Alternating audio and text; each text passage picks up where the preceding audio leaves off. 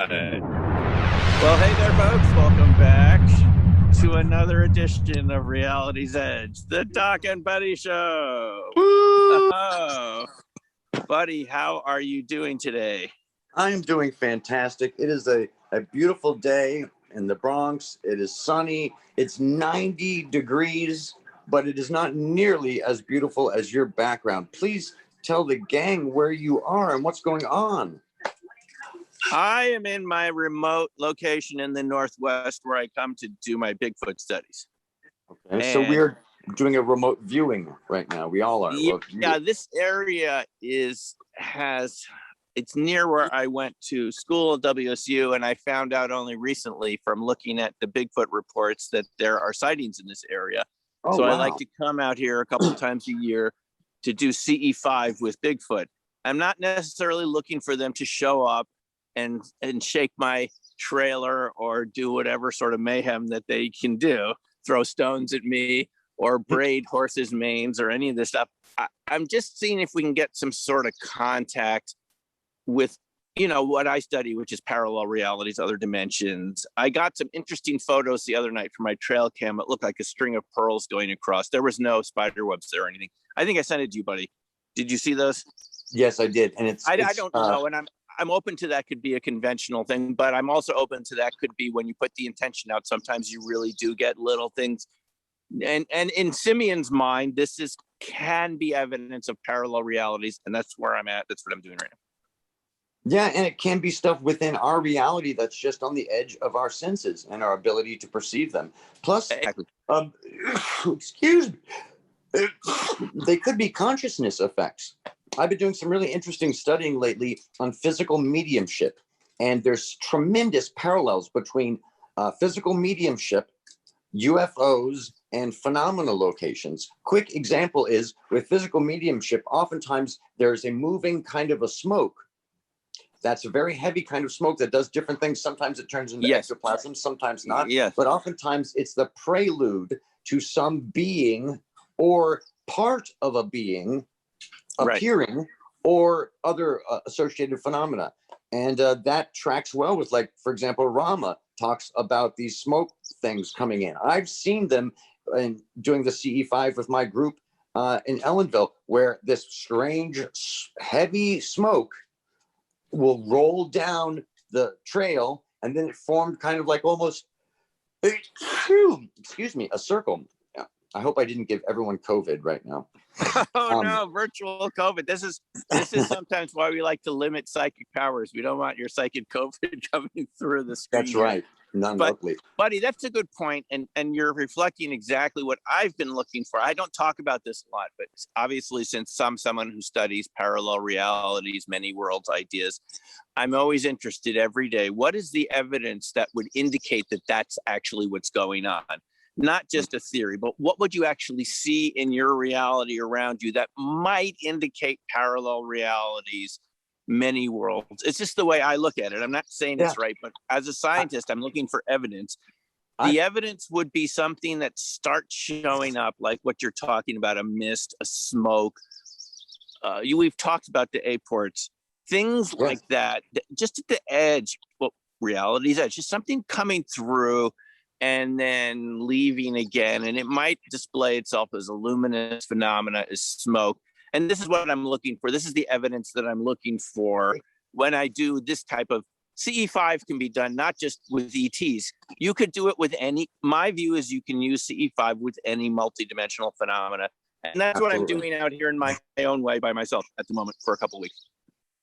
I had an incident that's very indicative of parallel worlds. It is one of those glitches in the matrix. I don't know if you remember when I went to the store with my driver's license, I slid it under to the guy. He says, "This is not you, this is a woman." I'm like, "What?" He slides it back to me. I look at it and there's a woman, and she's got long straight hair, kind of tan skin. The background is blue instead of gray on my driver's license. I look at it, I'm totally shocked. I flip it over, I see the back, and I see my signature on the back. I flip it back over and it's me again. And I said, "Wow." To the guy, like, it's my ID now. And he's like, "What?" I slide it to him and he's like, "Okay, what?" And then, like 2 weeks later, it was such a shocking, bizarre event. I couldn't find a rational explanation for. The only possible explanation was maybe somehow another person's just the sliver of their driver's license got stuck perfectly to mine and it fell off without either of us seeing, which was impossible. So about I 2 like weeks that, later, buddy. That's exactly what I'm talking about. When you're looking for evidence, my explanation of what you experienced would be there was a slight shift in realities just for us. Yes. Another timeline came in. He saw it. You saw it. You flip back again.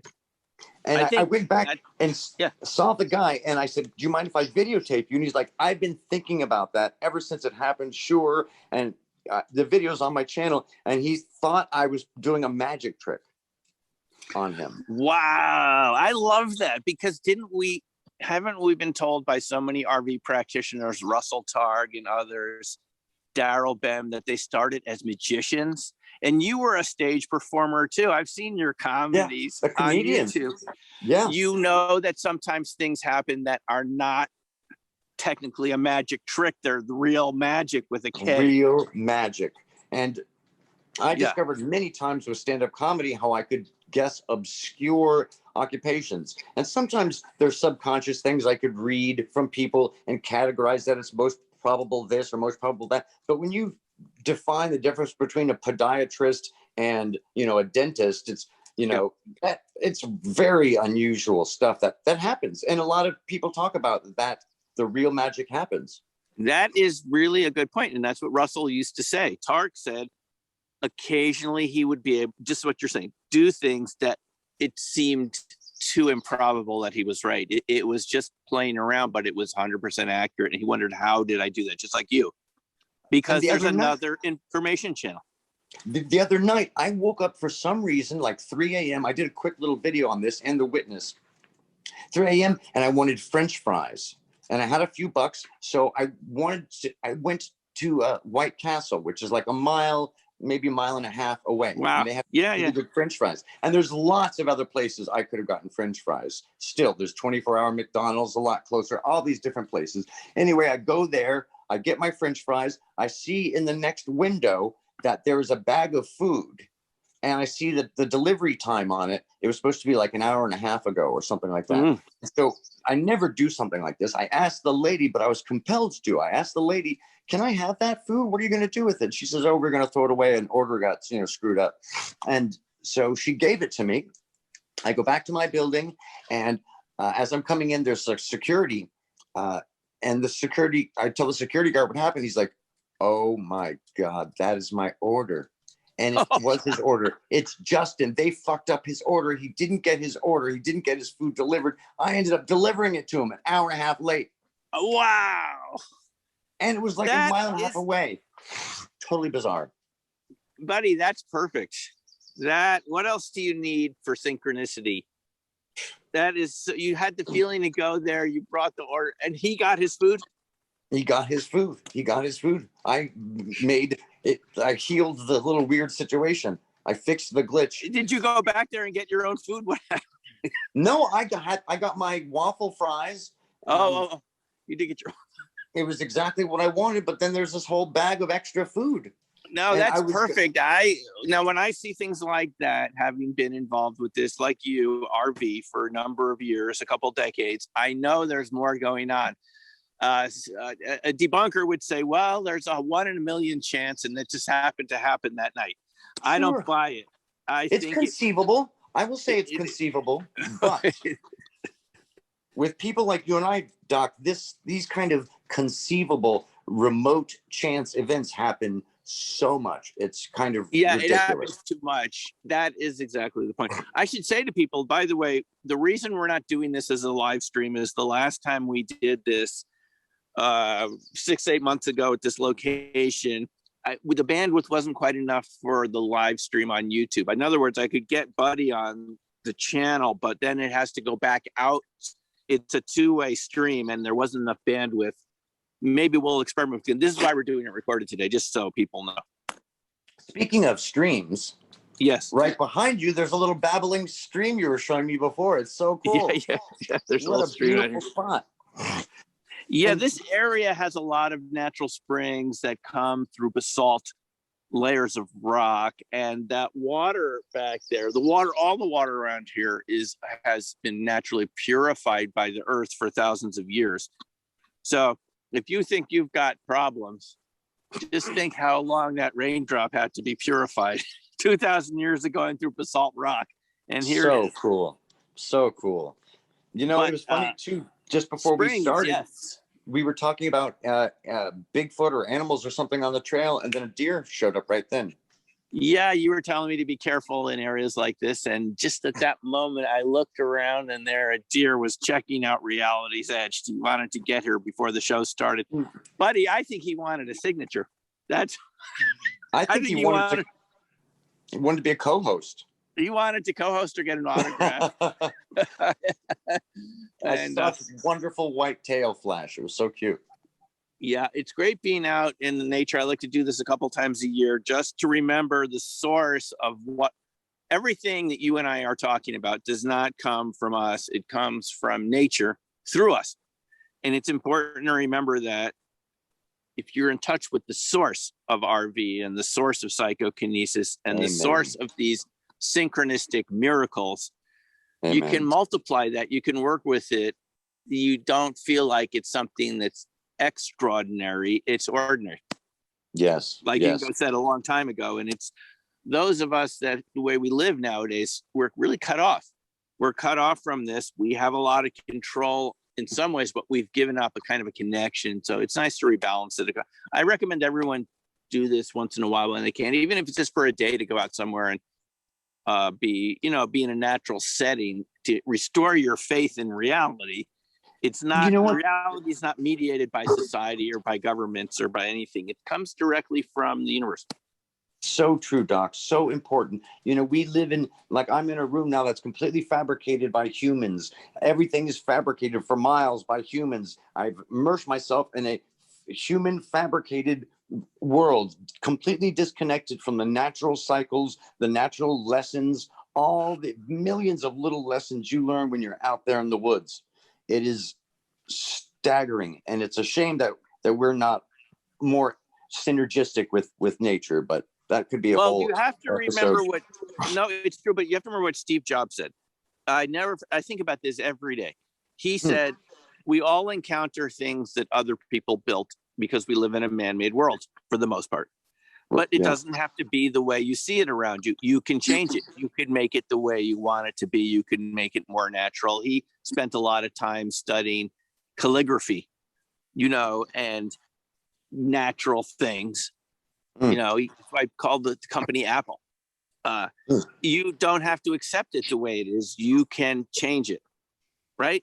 You can't change it 100% if it's an apartment. I live in an apartment too, but the thing is, you don't have to accept it, man-made things the way they are. They can be better. They can be made better and work more closely with the way nature works. Absolutely. We're going to talk about this in future episodes because I've been studying a lot about exotic vacuum objects, plasma, ball lightning, microball lightning, vortices. These are all natural things that already exist, and we could be harnessing them to generate energy instead of doing these artificial fossil fuel systems that are way out of date. Way. I mean, we're still using these things so destructive. We don't have to be doing it that way anymore. We'll talk about that in another episode. This is also partly what I'm doing on this expedition, is looking for natural EVOs. Seriously, I bet you will find them. They show up as light phenomena. They show up in little things and they're gone. They're very transient, just like an RV signal. EVOs are just as transient as an RV, but if you're paying attention, you might spot them. You might get a photograph of one. Anyway, so buddy, there's so much to talk about every time. We could talk for a day. There is a ton going on in UFOs. All of a sudden, it's gone mainstream in society, it seems to me. What is going on? The disclosure train has left the station. And I think the disclosure train left the station with the release of the 3 DOD videos. Disclosure isn't a single, catastrophic event. It is a process. And I think we're in that process deeply now. This past week, there were some real major hallmarks, not only the release of some really awesome, new UFO videos, which we could get into, but also Lieutenant Commander Alex Ann Dietrich on 60 Minutes. It was a really important moment, and she's a really inspiring, incredible lady. Yes, I thought so. And once again, any rational person that looks at the Nimitz case, looks at all the evidence, looks at the caliber of the witnesses, if they come out of that and say, okay, this was a classified project, or this was a mistake, or anything short of another advanced civilization or intelligence of some kind built this stuff, then they're not being good researchers, because the result of all of that data can only rationally lead to the conclusion, holy Toledo, something's going on here, and it's extraordinary. And it's not associated with human construction. Well, not presently. Right. Well, that's the big question. Is this a big psyop as a way to introduce UFOs to the public in a way that can generate more funding for the military industrial establishment? Or are these actually real off-world vehicles that are buzzing our naval aircraft and naval craft? What did you think about the overall presentation, by the way, from 60 Minutes? I thought it was great. I thought it was very couched in the necessities of the very first kind of discussions into this topic. You know, it was couched in ambiguity, but at least they said the things that needed to be said, that it demonstrates technology far beyond our understanding, or probably any country. I wish they would have gotten more into detail into the encounter about the Tic Tac and the saucer under the water. And I think that's an important question to talk about. With their level of technology, they could beam data or information back and forth. Why would they have to be so close? And I think we know the answer to that. We don't know. It's so what I'm wondering is, are these events forcing the government to disclose? I mean, saying, look, you just can't ignore it anymore. Or I'm a little cynical from 70 years of Air Force disinformation and lies. They're really, the Air Force has just done a pathetic job of just talking about what people have experienced. They've suppressed it. It's just rotten. And I'd like to believe it's going to be different this time. I'd like to believe it's going to be different. Maybe that's why the Navy got involved. Maybe the Navy, and this was Don Schmidt's. I was watching Grant Cameron's post 60 Minutes show. Don Schmidt was on there. I really enjoy Don Schmidt's Roswell research. He's, his books, Children of Roswell, and Second Area 51, all this, the real Area 51. But what he was saying is maybe the Navy just said, look, we're tired of this. This is affecting us. We're taking this out of the hands of the Air Force. We're going to disclose ourselves. We're not going to let these people. I'm not putting the Air Force down. They obviously do a very good job protecting our country. I'm not anti-Air Force, but the way they've handled the UFO stuff, they haven't even been fair to their own pilots. They've been schizophrenic. And you know what? Our government now is completely schizophrenic. Some want to release the information because it represents a very important, first, technology, but second, reality that humanity should start getting more and more acquainted with, so we can get some answers. I mean, this is really important stuff on so many different levels. It's very important. It's very important. One of my suppositions, if you remember, Fravor talked about the Tic Tac and it had those two L's underneath. Yeah, what is going on with that? I thought, with the Tic Tac, there's no reason why the Tic Tac would need to get to the saucer unless it was transferring something. A smaller Tic Tac collected a sample and brought it to the saucer. And that sort of event we've seen happen before. There's also the video of the circular thing that the Navy saw. Yes. Yeah. What about those other weird little objects? Yeah. And those are even smaller probes. I did a video a while ago about circular UFOs that were caught on videos that whip between people, and they're I remember your drawing of the fractal UFO hierarchy. The motherships, the smaller ships, the Tic Tacs, and even smaller than Tic Tacs, micro tic tacs that could be almost invisible. They'd be so fast you might not even see them, right? Yeah. Oftentimes people say, "Oh, it's using interdimensional capabilities." There's a lot of things that explain when a craft disappeared that don't have to be interdimensional. They can be speed. They can be a type of material that allows them to bend or absorb light. Or there's a whole bunch of different reasons why a craft, an advanced craft, could disappear. It doesn't have to be interdimensional. No, buddy, it could be. It could be. Now, here's the thing. I haven't still not made my mind up whether these are not some terrestrial entities, craft that are buzzing our Navy ships, buzzing our pilots to do reconnaissance, other countries on the planet, or could also be convinced that these are genuinely from some other source that we don't know about. Genuinely extraterrestrial. I could go. Actually, I don't have enough evidence to know. How are you leaning in this direction? Do you think they could be adversarial? Do you think they could be our own black budget craft, or do you think this is the real deal?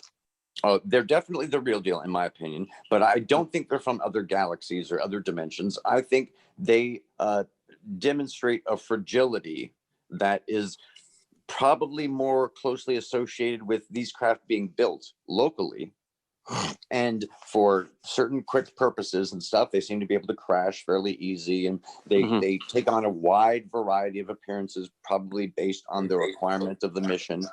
But I also think that we forget how old our solar system is, just our solar system, how old Mars is, how old Venus is, how old Earth is. There could have been, small microbial life on Venus, panspermia to Mars. Mars, it gains intelligence over millions of years. They still have their oceans and their magnetosphere, and then their magnetosphere just starts to disappear and the water starts to vaporize away, and they see life on Earth, and maybe they feel a sense of responsibility, like we can't go and contaminate it, but maybe we can hide underground. That's a possibility. There's a lot of there are a lot of possibilities here. There's a lot of possibilities, and you're bringing up another one I hadn't even thought of. This is why a show like this is much better than just one person doing their own show. I never thought of it. Could there be other civilizations within our solar system that we're not aware of? Why not? Our solar system. I never thought about that, buddy. I always thought, well, Mars is, life was a long time ago. Venus is too hot and blah, blah, blah. But we don't really know, do we? No, we don't. What if after the travesty of the great burning of the Library of Alexandria, a group of a secret society formed and said, we can never let information and knowledge be destroyed like this again. We are going to separate ourselves from humanity, and we're going to be zealots for knowledge and learn. Wow. That's a whole nother scenario. They could be humans. There could be humans that left the planet, and they'd be so technologically advanced right now they would look like ETs. Their craft would look like ETs. Yeah, maybe, or maybe they live underground. Maybe they even walk. We can't. Yeah. Maybe they walk amongst us, but keep this secret society secret. And it's interesting. We did have airships flying around before we had airships. We had them in the 1890s, and they would say they're from Mars and things like this. And then they said to people, "We're going to be in Greece tomorrow." They said that to people. I visited these sites in Aurora. I got to visit it when I worked with the History Channel in search of when we did that thing in Stevensville. Oh, wow. Cool. I got to visit Dublin, Texas. It's a dairy town. A lot of Irish settled it. And there was, in 1893, they took me to show me some of the townspeople where there had been an airship explosion in 4 years before Aurora. I haven't heard of that one. An explosion of an airship. The explosion was so loud. This guy was still shook up a couple of days later. Right over him, not way up, like just over the town. Was that the And one that hit the windmill? that's in Stevenson? Aurora. Oh, that was Aurora. Jim Okay. Mars took us to that because I went to Jim Mars' conference in 1999, somewhere around then. He had a conference at his ranch outside of Dallas, and he lived about an hour from Aurora, not too far away, maybe 45 minutes. We drove out to there. He showed us where the windmill had been. I don't know if it was exactly a windmill. It was a structure, and where the cemetery was. And here's the weird thing about both Aurora and Dublin airships, just as an aside. In doing research on these, there was writing found that fell from the craft paper with writing that nobody could read.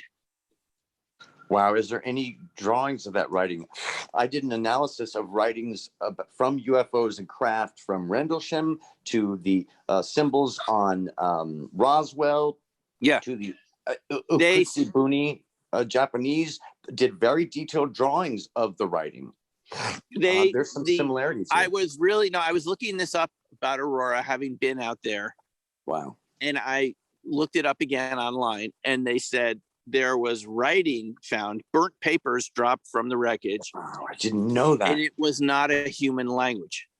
Wow. And and the same thing in Aurora, both the same. So that lends some evidence that this is another civilization. Yes. Presenting themselves in a way that's not too much of a threat to the inhabitants of the time, right? Yes. And Rendlesham had that very distinct, weird symbol type writing. Yeah. Ketchburg had, around the acorn, had writing.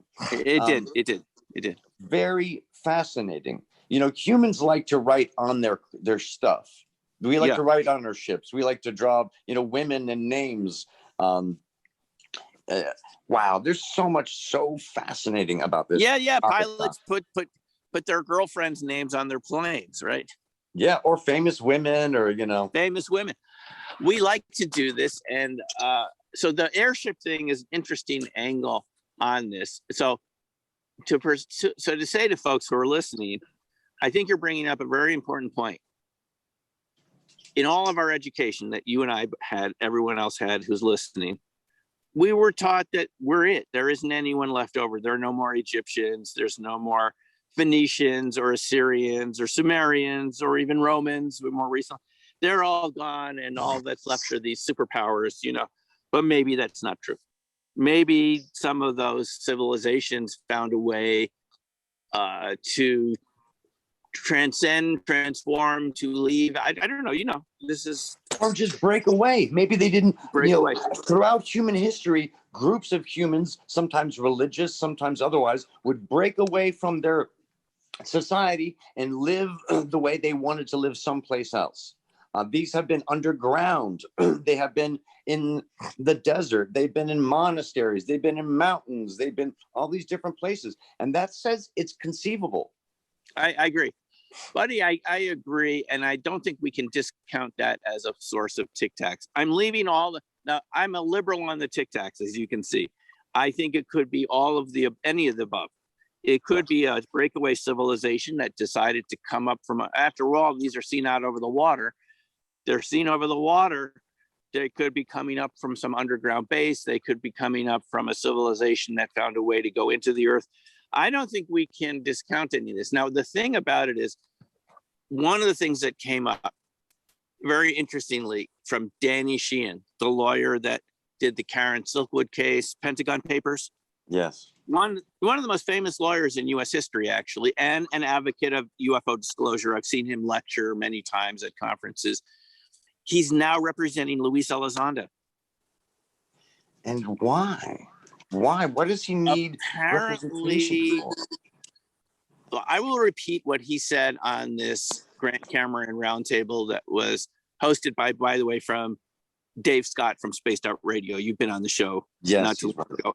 When I was on his show, I was up in Omak, Washington, visiting a friend, and the string of lights came across the sky. Not a string like the Starlink, like these weird blinking lights showed up just as we were doing the show. You can hear it. I wasn't sure whether to stop the show and say, what? Across the sky, a couple miles across the sky. Really strange. Love it. During Dave Scott. So Dave Scott was the host. But I will repeat what Danny Sheehan said. It was a shocker. It was a shocker. Apparent, and I want to say this is what I'm interpreting, just to avoid categorically saying this is what it is, but this is my interpretation of what Danny Sheehan said. He asked Luis Elizondo, why do you want me to represent you? And Elizondo said, they wanted me to push the threat narrative because they thought it'd be better for funding. TTSA thought the funding angle would be better if there's a threat, and we won't get Congress's attention unless we put the threat word in there. Yep. But And personally, I don't think it's a threat, but they've been having me say that. And according to Stephen Greer, Danny Sheehan didn't say this, but Greer said that he talked to Sheehan, and this is what Sheehan told him. Elizondo had his security clearances stripped a couple of weeks ago. So I'm not surprised. Because he wouldn't push the threat narrative enough. And Danny Sheehan has contacted a second inspector general. We know there was one inspector general who said publicly the inspector generals are the people that enforce accountability for the federal government and the different agencies, including the Pentagon. And one of them came forward a couple of weeks ago and said, I'm taking this request from the Senate Intelligence Committee seriously. And I want to make sure that the Pentagon really does show everything it knows according to the Senate directive, which is right, all this activity.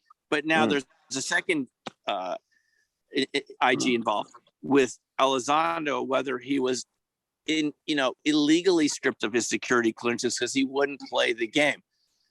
And this is a big story if this is true, because it suggests that, just like you and I have been saying on this show and many others, it's not that there's a threat. That's not why they're doing this. They're pushing that angle because, well, funding flows in the directions of threats when there's military involved, right?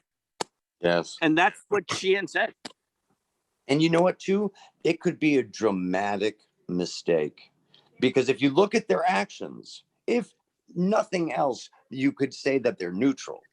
But there's plenty of evidence to indicate that they are positive. They're not a threat. They're constructive. I remember at that Henderson case with a helicopter thinks it's going to hit the UFO, and it dives, does a deep, quick, steep dive, and it's hit with a tractor beam, pulled up, leveled off, held there for a moment, and then gone. And it's almost as if that Mansfield, Ohio case.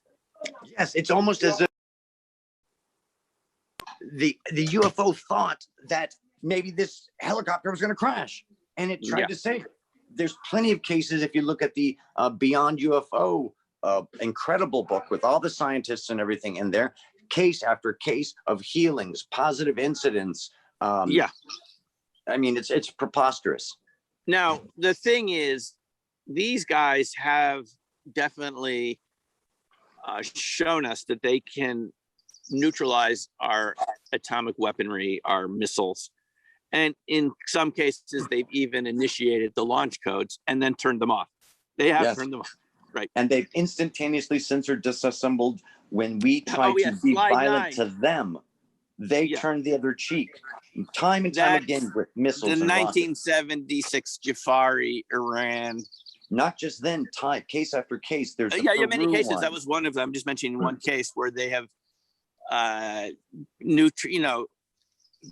basically neutralized the aircraft's weaponry, then its communication, like progressively taken the aircraft and made the electronics go kaput. Yeah. And system by system. And the same thing happened with Braver mentioned that. They haven't been too specific exactly what he experienced, but he experienced this electronic. They called it jamming, but other people on the Princeton said it wasn't technically like that frequency. It was like an overall interference with the systems, right? I also believe that ATIP gathered a lot of indications that some of this equipment was physically affected, not just like hacked. And I've heard the same is true with some of these missiles on repeat. God, the pollen is so bad. Hey, everyone cover your face with your mask for a second while Buddy's sneezing. You literally see pollen in the skies here, like snow. But time and time again, you see this and these kind of incidents happen again and again and again. History is replete with it. No, it's a really big issue. It's something the military has refused to talk about completely, but they obviously have to be concerned if their foremost weapon systems can simply be turned off by enemy helicopters, as they call them. Unknown enemy helicopters coming over from Canada. And if they know where your next waypoint's going to be. Militarily, you are screwed if they are precognizant. How no way that I did ask this to Alex and Dietrich on Twitter. Now she did respond with a like to my question, but she didn't respond so far, which was, how did you feel when you found out that this Tic Tac was now at your secret cap point, which was Dave's next? I don't know if as a squadron she was going there too, but that was Dave's next waypoint, 40 miles out, which isn't very long for an F-18, what's that, 20 seconds or something? But yeah, still, that's supposed to be a secret location where you loiter until you are given new instructions, right? Yeah. And there's another object that you're supposed to be avoiding is there before you even thought about it. And that's got to be concerning. Very concerning. And what about the fact that it wasn't just one day? This was over that course of the Nimitz group's mission. It happened time and time again. And not only that, they saw fleets of these Tic Tacs come from space to the ground. And sometimes there are groups of 30, 40 and less. Now, that's what Kevin Day said. We spoke to the senior, what did he call it? Senior radar specialist. I forgot his title, senior something specialist on the Princeton. This is the guy that is the top radar operator on, to my understanding, the Princeton, who can defending the whole fleet. The whole fleet, talks to the captain directly. According to Elizondo, Kevin Day was one of the most highly trained radar operators in the world. You're right. He's responsible for the entire fleet. He can call the captain of the fleet instantly. He was the one that recommended that Fravor go check it out. Remember, he's the one that said, "Sir, we should send an aircraft to inspect what this object is." It was his call. Mm-hmm. Now, Kevin did say in the interview that I did with him at the MegaCon in Laughlin, which I think is happening again in about a month, he said that he had been observing them for a week. They had been resetting the system. Maybe it's a glitch and it's this software controlled radar. Maybe they could reset it, but he said they were there even stronger when they reset the radar. Gary Voorhees said the same thing. So it wasn't just one incident. This is happening over the course of a week. They finally decide to check it out with Fravor and Dietrich, and they find a seamount. The Tic Tacs over a seamount, which many people have said, this has never been talked about, buddy, but obviously people have suggested, I think you're one of them, that there's even a bigger craft under the water. There was. They know there was. Fravor has hinted at it extremely. And the only reason to be that close is to transfer physical material using one of those little L things. Material. But also, the past 5 years, there has been a dramatic increase in every time naval operations are going on with a lot of ships, there's incidents. This is happening all over the world. And this is a new trend. This is a trend we've been talking about for a while. We've been talking about it. And it is indicative. You've been talking about it. You have been, I have to give you some credit here, buddy. You predicted this a year ago. You said, if my fractal theory of UFOs are right, we should start seeing more small ones. And what did Lieutenant Graves say on 60 Minutes when he said they went out every day on their flight operations? He said they were there every day for years, 2 years, every single flight. And little objects, and that we're seeing pictures of what they look like. And you were the one about a year ago, I think people remember the drawing, I wish I had it right now, of the mothership releasing this bigger ship, then releasing the Tic Tac, and then the even smaller ones coming out. Yeah. And and each ship has to at least have two small scout ships, and you break that down. And we did just a supposition that a mothership would have something like 138 different crafts of various sizes all the way down. If people can see fractals, like plants, they keep branching and branching just like trees. Let's say these UFOs keep branching and branching. We will see them more and more in every space because they will just keep adapting to smaller sized vehicles to reach attention of single party audiences, like a flight squadron of 2 planes, right? And the closer you get to Earth, the surface of the Earth, the smaller they're going to get, the more numerous, and the greater the need to be invisible. We've been talking about this. We've also been talking about how naval exercises, and this was more than a year ago, were replete with this trend of these craft toying with them. And it's almost as if they are trying to make a little bit of a statement. They're making a fractal statement. And I like that. As someone who started out in this whole area 30 years ago with fractals, before I got to UFOs or RV, I was a fractal guy, you know? And I should get a t-shirt, Mr. Fractal. No, I'm kind of kidding. This, this also kind of goes to a few different points. The fractal aspect, I think, is just so unambiguously a major factor in all this stuff. It's coming down and branching out and more and more and more until your government says something about it. 60 minutes. Yep. I'm going to see if I had that drawing that you were referencing. Well, while you're looking, buddy, there's the second topic. And before we get to your idea about oneness, so we're having a report released sometime between June 1st and June 25th, according to what I hear online, from the DNI, right, Director of National Intelligence, to the Senate Intelligence Committee, starting from the Pentagon. Yes. And the Inspector General, as we said a few minutes ago, said, this is serious. I really want this better be what the Senate Intelligence Committee asked for. We don't want you just ducking under the radar here, saying it's weather balloons and swamp gas, like we've heard in the past. Ice crystals reflecting off the glass with stressed pilots. So what's your feeling about what could happen?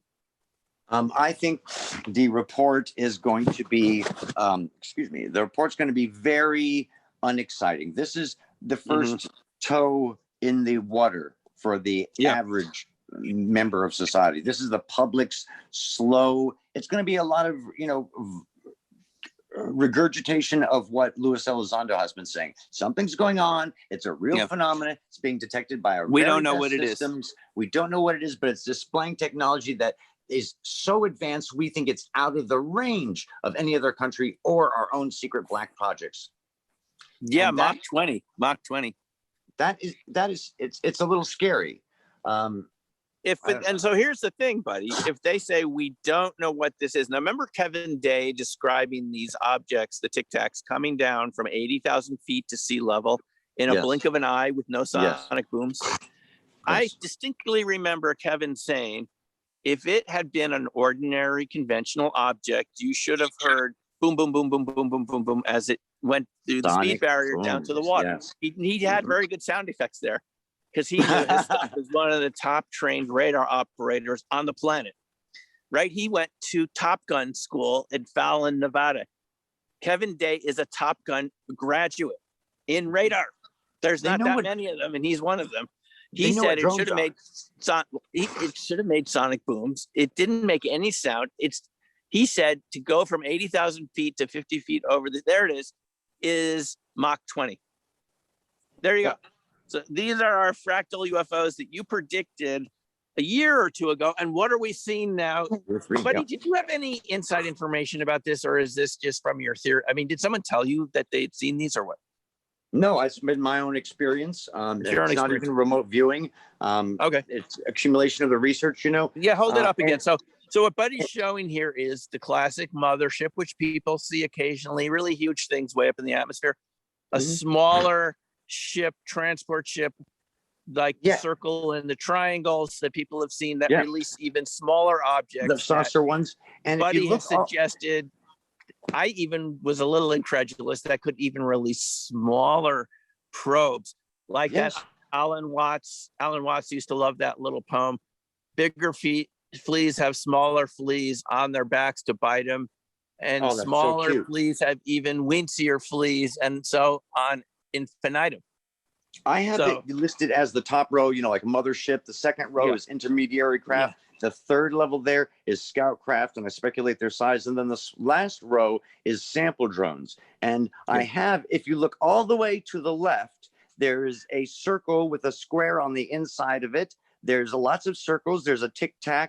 There's several different shapes. But you hopefully remembered that. And I think this is actually older than 2 years ago. This might be like 2.5 years ago, Doc. It's longer than we think. But remember off the East Coast, fighter pilots were seeing circles with squares on the inside of them. Remember the glowing spheres with a cube. Yeah. The flying cubes with a sphere inside. Isn't that what it was? Yes. I have done some astral stuff on cube was inside. Yeah, good. That I heard about, which was craft and submarines. And this has been a big deal, big secret. There's been a bunch of incidents off of the East Coast, some incidents in the Pacific, and they are even toying with it's very dangerous to toy with a submarine, but they're shutting off certain systems. They're manipulating different things. And I'm glad you mentioned that, because when I was in England 2 summers ago, the last time we went over for the crop circle tour, I met a fellow named Jacques, who I've seen there every summer, from France. Interesting. And he has a whole book of photos of UFOs. He's quite a researcher. He might be even a famous researcher in France that we don't know about. But I've seen him there a number of times in his car waiting around the crop circles. We talked quite a bit. Now, he said this was affecting the French Navy to the extent that someone in the French Navy told him they were canceling exercises because of the interference of these objects with their nuclear-powered submarines. Exactly. And the it's French nuclear. government did an investigation, and they couldn't find they thought, is it some drone manufacturer in France? Is it anyone's drones? And everyone said, no, we don't follow subs out in the ocean with our drones. They're also shutting down the missiles and doing instantaneous sensor disassembly of the missiles in these nuclear ships. But the interesting thing is there have been several incidents where these unidentified, these craft are chased by submarines, but also on the surface, the submarine hunters and helicopters that drop these special sonars.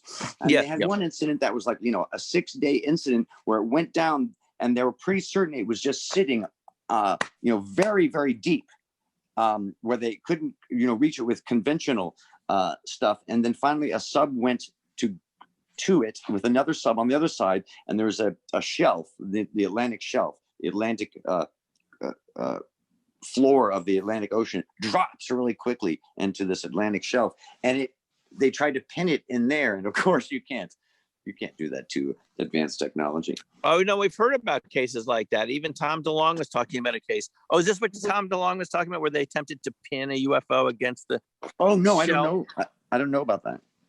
Yeah, we've heard all this. This is what needs to be discussed in the public by you and me and Danny Sheehan and Grant Cameron and all the other researchers who like to have these broadcasts so the public can have exposure. So it's not a total shock to find out that someone's tampering with our most sensitive, every country's obviously most sensitive weapons platforms are being messed around with. And it's like a UFO, as Terry Lovelace, we were talking, we called it a UFO Berlin Wall. It's like the information is not flowing properly. But anyway, this is an ongoing story, buddy, and we will be following up on this. It's just fascinating, and nobody knows exactly why this disclosure is happening now, but I get the feeling it has something to do with what you're talking about. Is there are these incidents happening that eventually have to be discussed, and you can't just come out of the blue and say, oh, by the way, there are UFOs that are messing around with our subs, and they have to go back to port. because they're getting tampered with and they're uncomfortable being out there in the water. We don't know even how often this happens. I spoke to someone that worked out of Groton, Connecticut, and was invited on one of the subs as a civilian contractor. Wow. Wow. And he said while he was out in the sub, he said they take civilian contractors on the subs occasionally. While he was in the sub, they detected a fast moving object that they couldn't identify off of the coast of Connecticut. I'm of the belief that they, not just one agency, if you talk about all the agencies and all the assets that the U.S. has, is detecting this stuff every single day. Every day. They're coming in and out of our atmosphere. They're coming out from certain locations. Yep. Remember, Victor Vigiani got that report from NORAD about the tracks of interest and intercepted tracks. NORAD has these jets that they scramble to them. They're coming, the NGA, National Geospatial Agency, is really into this stuff.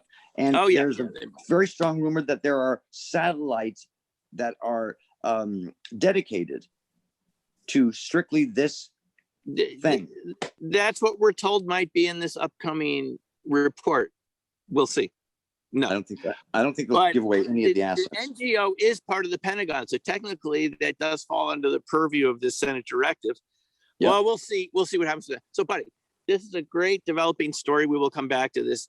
You said to me a couple of days ago you had these ideas you wanted to share about oneness, holography. What's going on in your mind? Well, I just had kind of a somatic experience talking with my dear friend Stefan about the nature of oneness. And the conversation sprang from him trying to understand this resonance and the magic stuff that happens.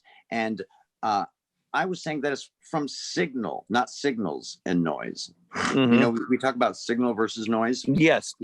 And it really made me think about the great connectivity of all of us, the great oneness, and that just like relativity is dependent on your perspective, your position, so is consciousness.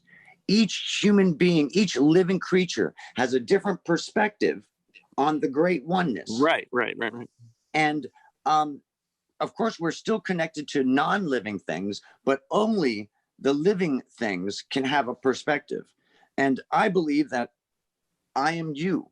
I am every living thing, but I have to fully experience this buddy perspective on the great oneness before I can move on to the others. I think all of us feel this sense of, oh yeah, I do have this feeling like I am kind of Shaq. A little bit. There's a little bit of familiarity there. It explains a lot of things. How with the classic God theory of God, people always say, well, why would God let kids die of cancer? There's no good reason for that. But in the great oneness, every person, every experience would be reflecting this special perspective on the great oneness. And a child with cancer, as horrific as it is providing a unique perspective on the great oneness. Now, oneness, indisputably, we live in a universe that is something. There's something, it's not nothing. And somethingness can be divided up into millions of billions of little pieces. You can make this as complicated as you want.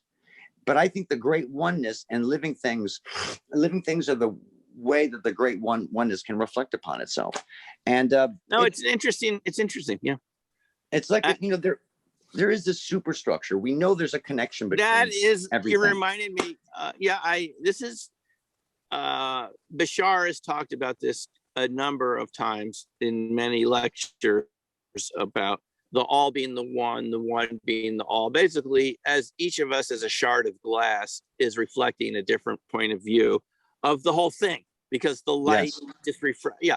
Now, David Bohm called it the implicate order, and he also was the guy that was working on pilot wave theory. In other words, that every particle is part of the whole thing because it's also a wave. It has its own wave, and everything is sort of connected. And this got him thrown out of the country because it was connected somehow to communism. The idea that what you're saying has gotten quantum mechanic theorists in trouble in the 50s because it was almost seemed like you're talking about a collective order, and that's communism. That's how kooky they were in the 1950s. I mean, we've made a lot of progress, buddy, because back then, even talking like this could have gotten you hauled in front of the HUAC. Absolutely. House Un-American Activities Committee, and Joe McCarthy and all these other wackos that, you know, if you talk about any collective, but this is the idea that, you know, people have, it's an interesting idea that people have thought about for quite a while, going back to Bohm. And even before that, I'm sure all the other, the Akashic Record, the Monad, the Lyman, the Great the idea that there's a kind of I most recently read about this in what was that magazine? It was a magazine I started subscribing. It was an essay about super determinism from that woman, that German woman who's on YouTube a lot, that physicist. I forgot her name, Sabine Hosenfelder. Yeah. Oh, okay. And, yes. Yeah. No, and she was just saying, well, you know, she's anti many worlds, but she was pro super determinism. Like, okay, wonderful. But that is the it's the idea, and I think it's well, all I'm trying to say, buddy, is that what you're presenting is a serious contender in the models of physics. And you know what, too? Indisputably, there is some substructure underneath this reality. You know, I've made the analogy plenty of times. It's like looking at a tree from above. You see a monkey over here. You see UFOs over here. You know, you see a branch over here. You see a fruit over here. They all seem separate from that perspective. But if you look at a tree from the side, they're connected by branches that meet at hubs. And the hubs get wider and wider, less and less entropy, until everything is connected to one trunk. And in a way, I think we all intrinsically feel like there is a connection between all of us. We can't see it at this slice, you know, like from above the tree. We can't see how, you know, the monkey is connected to the fruit. But when you look to the side, there is a structure. We all are indisputably connected. RV proves it. Yeah, no. I think it's a very... So if we loop this back to our previous discussion, we're one with the Tic Tacs. They're not really alien. Yes, we are able to connect to any advanced civilization if we really want. There is a way to connect.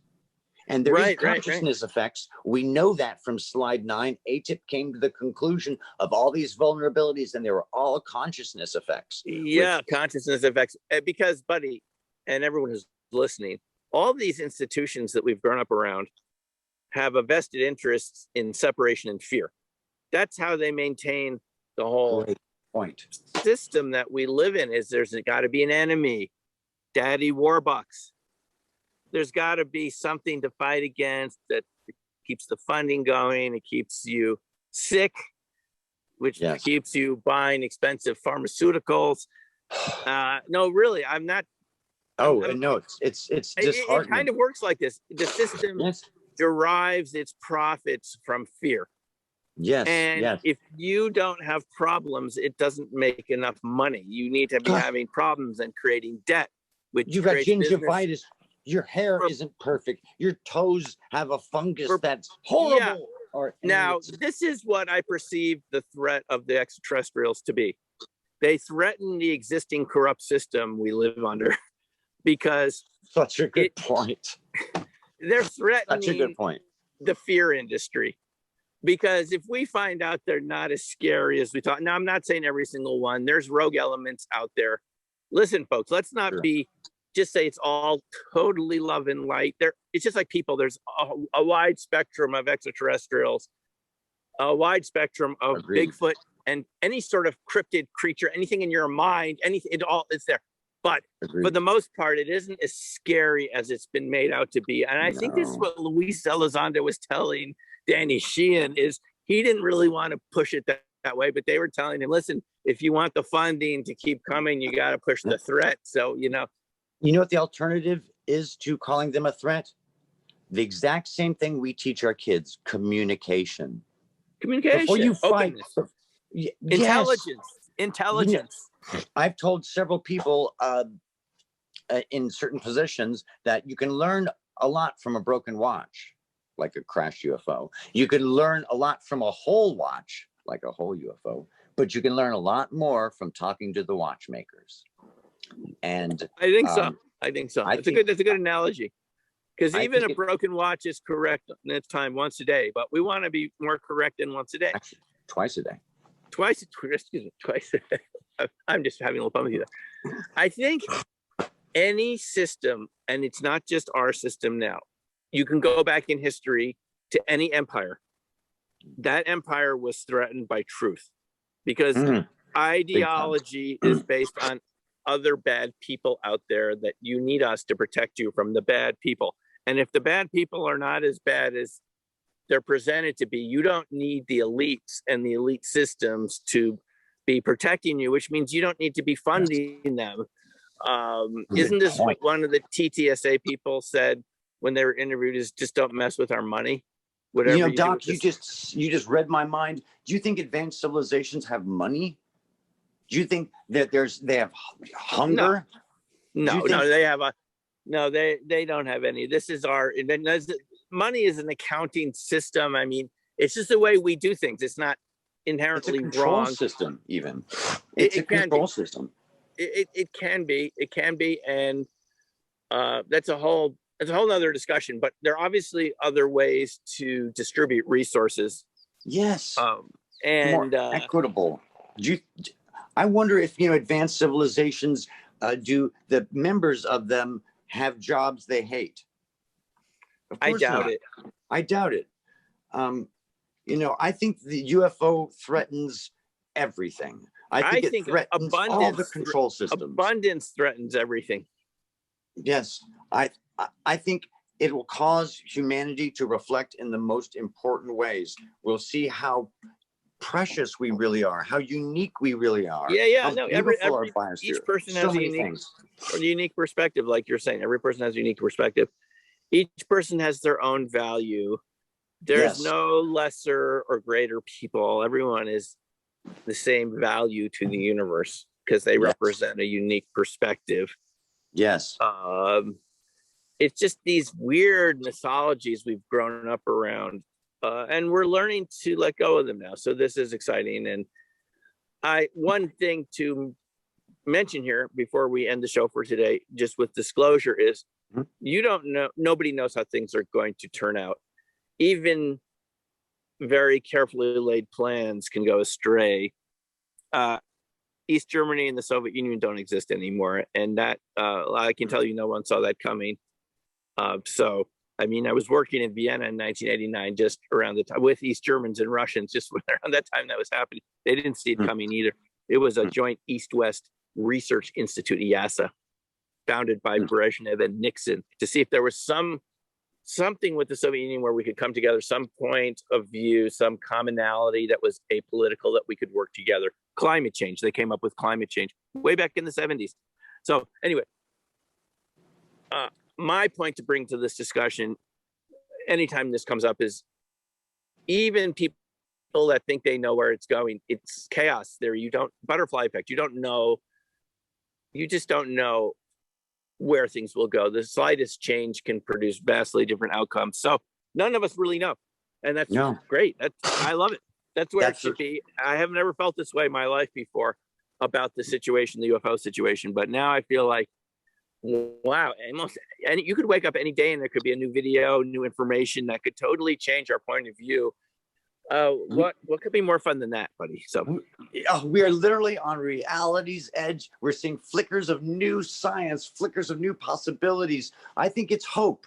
You know, there could be terrible things as people predict, but I see a lot of hope on the horizon. Me too. I think it's a very cool time. And so thanks for joining us, buddy. Thanks for everyone to watch. And we'll see you soon next time on Reality's Edge.